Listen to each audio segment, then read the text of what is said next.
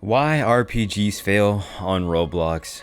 Now, at the time of me recording this video, this game pretty much has 9 players in its alpha stage. Now, I myself don't know too much of how they went about, releasing this game or what their future plans really are for this game. But one thing's for sure is that this game was made purely to get the money of the people who were interested in the Swordburst community. Like, they didn't even try to hide it, right? They made Swordburst 3 and it was completely terrible. It was absolutely terrible. They barely had any content really as the sorts, and the gameplay loop is genuinely garbage. Like, even GPO had more to offer than Swordburst 3. I can pretty much sum up Swordburst 3 gameplay loop. It's literally a simulator. Imagine one of those like click to get strength, weight, and more muscles games, except you're doing that with your sword or whatever weapon you decide to choose, and you're clicking on a mob that's pretty much brain dead. Like, I don't know, you're just clicking on a mob over and over again, getting levels, doing that repeatedly. It's just, it's obviously built for the more simple-minded people, which I don't get, because you're trying to push a game like this as an RPG,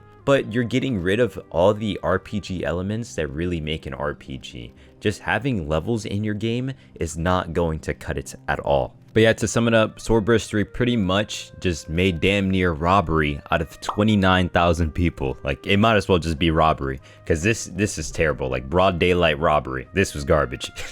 The level cap in the game is currently 25. Hopefully, over time, this game will get better. It is alpha, so we can only go up from here, because right now, we're literally at the lowest low when it comes to an RPG-esque game. So yes, my final conclusion with Swordburst 3 is that it is one left-click-ass game. So this then begs the question, what really makes an RPG an RPG? How do you get that feel, right? That feel and that sense of exploration, exploring an unknown world. How do you get that feeling, right? There's multiple ways of going about this. One is by having a concrete storyline. Having a concrete storyline that's very easy to follow, and you can actually get yourself immersed with the characters, is a good way to get yourself into an RPG, right? Arcane Odyssey does this. There are a couple of story games on Roblox that kind of do this, but there hasn't been a story game that has levels and combat, all that together, nice and neatly packed up, that has done this better than AO. That's pretty much it though. In the future, I'm expecting to see more games like this, because I think AO has been absolutely pioneering in this department, on Roblox at least. But yes, storyline content is one way of going about it. The second way of going about it, unironically, is permadeath games that don't tell you jack shit. Now, as much as people might hate on Rogue Lineage or Deepwoken, I think we can all agree that first month of those games had the feeling of joy and exploration, right? The first month of both of those games were compact with you trying to figure out things as fast as possible so that other people wouldn't know. Selling information in those games were highly valuable.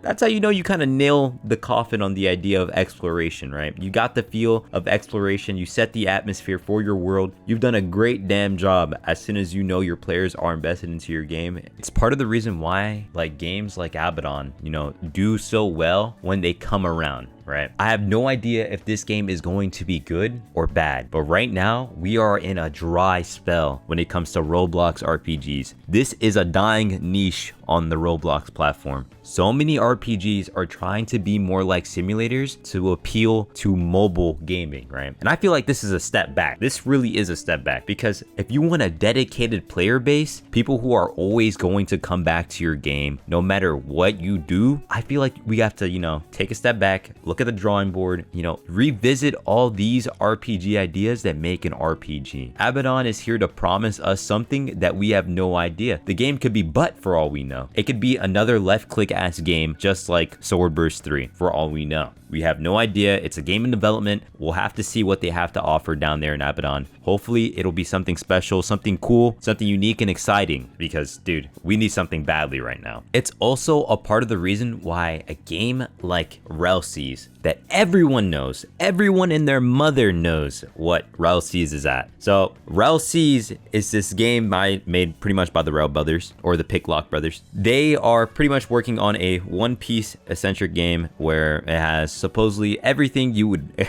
pretty much want for in an RPG. They have skills, they have leveling, they have passive skill leveling. You can pretty much choose your own adventure in this world. Now, we can all hope that this is the case. We can pretty much just do anything to level up to max. This will be pretty cool. I wonder how they handle the leveling system altogether, whether that's determined by your overall skill level or maybe determined by your actually character level. Like, we don't know yet. Pretty much, Realseas is offering a shit ton of stuff, and hopefully their dev team gets it all together nice and neatly to present to us when the time comes. I'm excited to try that game out, and I'm setting my expectations high due to the amount of people have been glazing this game. Even the Rel brothers are glazing their own game. God damn it. So I'm expecting a lot from them. And if my expectations are not met, then we're going to have some issues, bro. We're going to have some problems because we are doomed to another dry spell. 2024 should be exciting for Roblox as we're getting a shit ton of RPGs. And, you know, I'm just really excited overall for them.